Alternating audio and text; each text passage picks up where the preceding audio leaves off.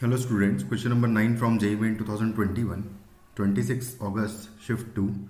The question is, a fair die is tossed until 6 is obtained on it. Let x be the number of required tosses. Then the conditional probability px greater than equal to 5 given that x is greater than equal to x is greater than 2. तो सबसे पहले तो p x greater than equal to 5 का value निकालूंगा मैं. तो P X greater than equal to 5 मतलब कि 5 या 5 से ज़्यादा बार अगर टॉसेस लग रहे हैं 6 आने के लिए, तो इसका मतलब कि 4 टॉसेस में हमें 5/6, 5/6, 5/6 इंटू 5/6 के साथ में 4 टॉसेस में हमें 6 नहीं मिला है, 6 के अलावा कुछ आया है 5/6 प्रोबेबिलिटी के साथ, एंड इंटू फिर 5th टॉस में 1/6 प्रोबेबिलिटी के साथ 6 आ जाएगा, या फिर 5/6 टू द पावर 4 4 बार में नहीं आया है, इंटू 5वीं बार में भी नहीं आया है, एंड इंटू फिर 6th टाइम में हमें फिर 6 मिला हो. इस तरीके से ये चेन इस तरीके से चलती रहेगी. तो ये हो जाएगी हमारी P X greater than equal to 5 की प्रोबेबिलिटी, जहाँ पर मैं 5/6 टू द पावर 4 को कॉमन ले लूँगा अगर, और इंटू 1/6 को भी मैं कॉमन ले लूँगा बेसिकली, क्योंकि हर एक में 1/6 तो आएगा. खैर, तो यहाँ पर बचेगा 1 प्लस यहाँ पर बचेगा 5/6 प्लस यहाँ पर बचेगा 5/6 का स्क्वायर से लेके इस तरीके से ये पूरी सीरीज़ जीपी बन जाएगी.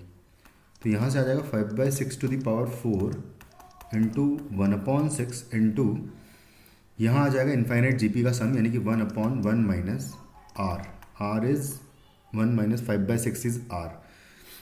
तो ये जो है एक्चुअली 6 के इक्वल आ जाएगा. तो चलो एक बार मैं लिख लेता हूँ इसको. तो ये हो जाएगा 5/6 to the power 4 into 1/6 into यहाँ पर आ जाएगा 6/6 माइनस 1 यानी 6 हो जाएगा. तो ये कैंसिल आउट हो जाएगा. तो फाइनली हमारा आंसर इस क्वेश्चन का आंसर इस पार्ट का कि भाई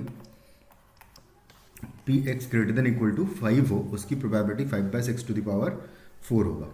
उसके बाद सेम में मैं probability of x greater than 2 निकालूंगा. तो एक्स ग्रेटर देन 2 यानी कि 3 से होना चाहिए स्टार्ट. तो इसका मतलब 5/6 का होल क्यूब 3 बार तो हमें 6 नहीं चाहिए, और फिर ग्रेटर देन 2 चाहिए, यानी कि 2 बार तो हमें नहीं चाहिए और तीसरी बार में हमें 6 मिलना चाहिए, प्लस फिर 5/6 टू द पावर 3 इंटू 1/6 हो सकता है. 3 बार तो 6 नहीं आएगा और फिर 4th टाइम में 6 आएगा. 5/6 टू द पावर 4 इंटू 1/6 हो सकता है. तो कुछ इस तरीके से ये एक फिर से जीपी इस तरीके से बन जाएगी, जिसकी प्रोबेबिलिटी यहाँ से 5/6 का स्क्वायर इंटू 1/6 अगर कॉमन ले लेंगे तो बचेगा 1 प्लस 5/6 प्लस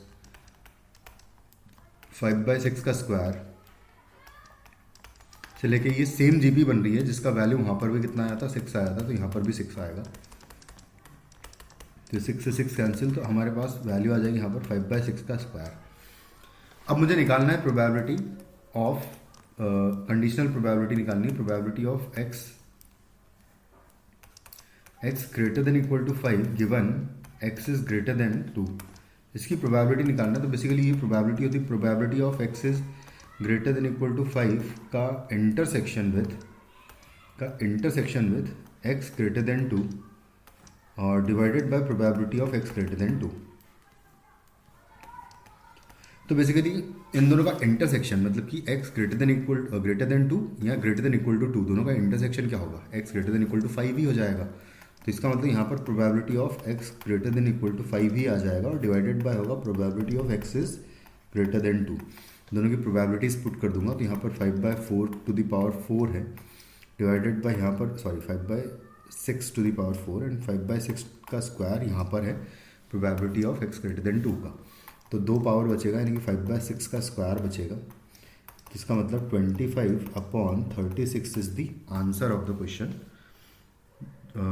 जो कि हमें ऑप्शन 4th में नज़र आ रहा है. Thank you.